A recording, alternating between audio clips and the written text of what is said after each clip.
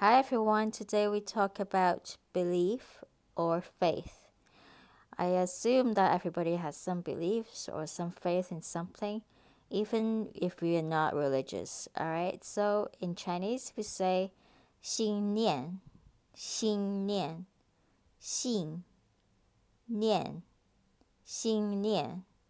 So 信 means to believe, 念 means to have some thoughts with.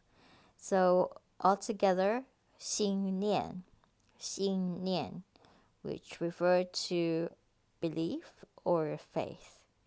Alright, and on the right hand side of the video, you can see how these two characters are written.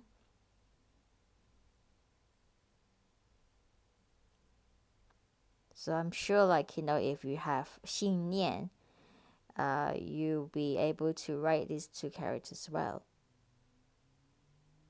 Alright, so thank you so much for watching this video, and please check out other videos as well.